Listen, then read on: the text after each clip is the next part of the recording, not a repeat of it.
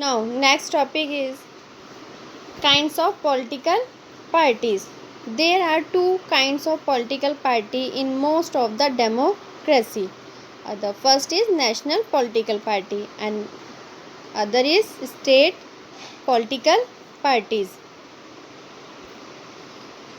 National political parties. In India, every party has to register with the Election Commission. Large parties are allotted an election symbols and given sub privileges by the Election Commission of India. Such parties are called recognized political parties. A party that secure at least 6% of total votes in Lok Sabha election or assembly elections in any fourth state and win at least 4 seats in Lok Sabha is given the status of national party. A party that secures at least 6% of the total votes in the elections to legislative assembly or a state and wins at least 2 seats is recognized as a state party. India has 7 national political parties. Let us have a look at the national parties in our country like Indian National Congress, Bharatiya Janata Party, Bahujan Samaj Party. These are the national political parties. Now, second is state or regional political parties. Over the last few decades, the Congress party has declined and dozens of parties have emerged. Since no one national party is able to secure a majority in the Lok Sabha, it is compelled to secure support of state parties or regional parties like Telugu Desam Party (TDA) and Biju Janata Dal (BJD) were important coalition partners of NDA.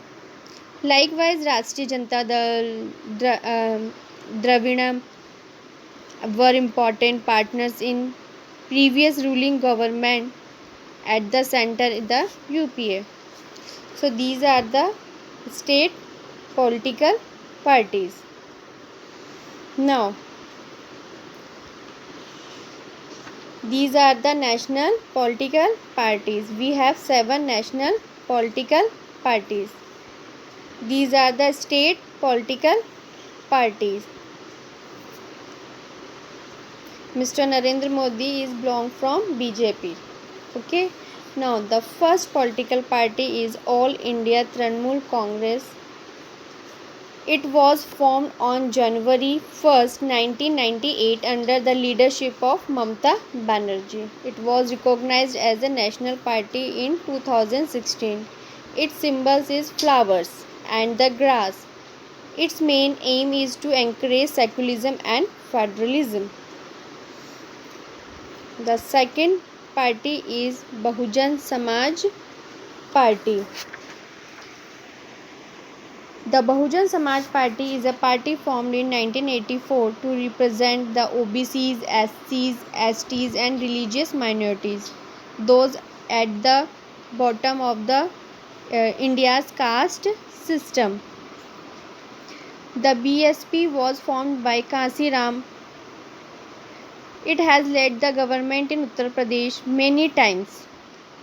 It has rivalry with the other leading state party in Uttar Pradesh, the Samajwadi Party. Now, our next party is Bharatiya Janata Party, BJP. It was founded in 1980. Bharatiya Jan Sangh formed by the Shyama Prasad Mukherjee in 1951. It is one of the 2 major political parties in India. It wants to build a strong and modern India by drawing inspiration from India's ancient culture and values. And Deen Dayal Upadhyay's ideas and integral humanism and Antyodaya. It is strongly supported by Hindu organization, RSS led organization. Our next party is Communist Political Party of India, यानी CPI. The date of the foundation of this party is 26th December 1925. It is recognized as a national party by the Election Commission and has contested every general election in India. On the national level, it supports the previous National Congress led UPI, UPA alliance government but without taking part in it, along with other allies of the UPA. It believes the principles of Marxism, Leninism, democracy and secularism. It accepts parliamentary democracy as a means of promoting the interests of the farmers, workers and the poor. Our next party is CPIM. The CPIM split from the Communist Party of India in 1964. It is strongest in the state of Kerala, West Bengal and Tripura.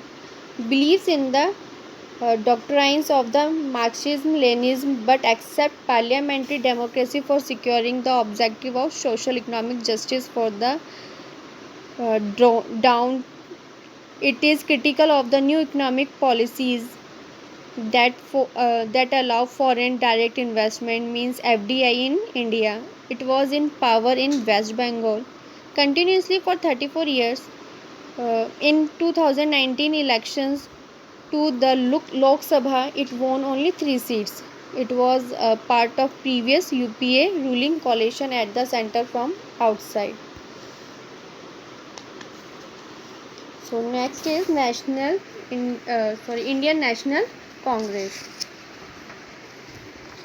It is India's oldest political party. It led the movement for independence against the British rule, and after independence became India's primarily political party. It maintained this position till the earlier 1990 century.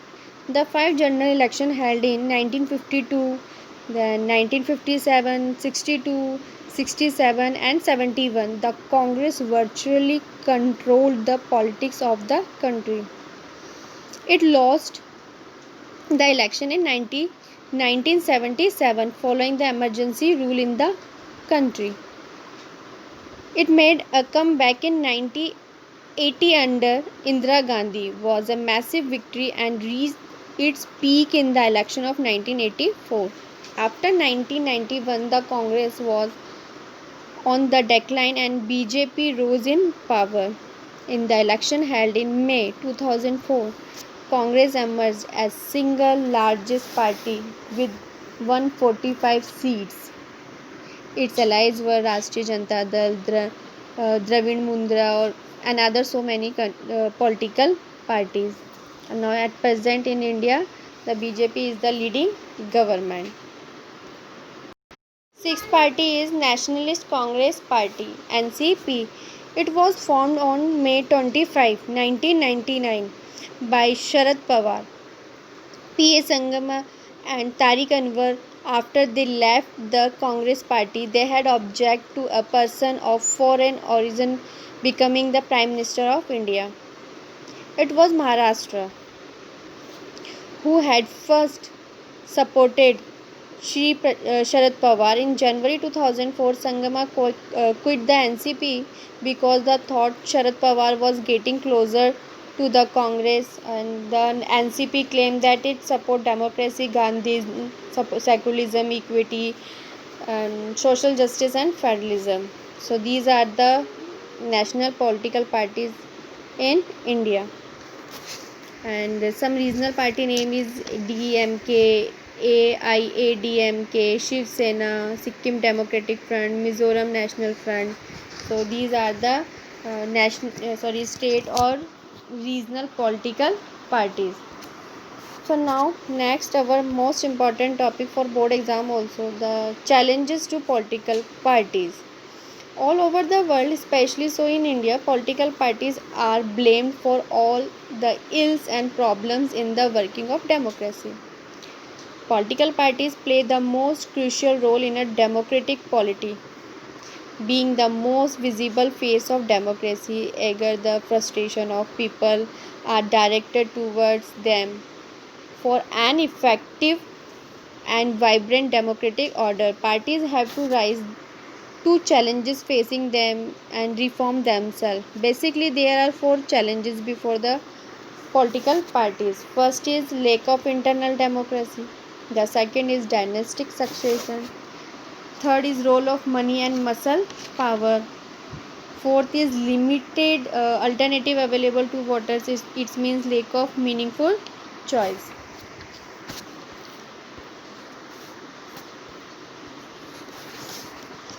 So these 4 points are most important for your board exam also. So how can we parties reform? Reform it means improvisation in the political parties. So how can we do? In the light of challenges facing political parties, they need to be reformed. Who will reform them? Can they be forced to reform? Yeah, obviously this is not an easy task. Some scholars believe that to reform political parties, society need to be reformed because political leaders and parties emerge for the society. Political defection was sought to be curbed by 52 and Constitutional Amendment Act in 1985. Many MLAs and MPs changed their parties and crossed over to ruling party to become minister or for cash awards. So if any MLA or MP change parties, she is liable to lose the seat in Legislative Assembly or Lok Sabha. This is a strong deterrent to defectors. At the same time, it has given more powers to party bosses because MPs and MLAs cannot question their decision. The Supreme Court a few years back to cleanse the political system. Now every candidate has to declare his assets and furnish details of court case pending against him or her. But in absence of a mechanism to verify these details, these are questionable most of this time, sometimes even ridiculous. It is difficult to say whether this measure has actually lends the influence of the rich people and criminals in the political arena. The Election Commission passed an order making it necessary for political parties to hold regular organizational elections. Though a few national parties have followed the order, most of the parties have ignored this. Even if they hold internal organizational elections, these are more formal in nature. The Election Commission also asked political parties to file income tax returns. This is not being done properly and regularly. There have been various suggestions for various quarters to reform political parties. Let us have a look at the some of them.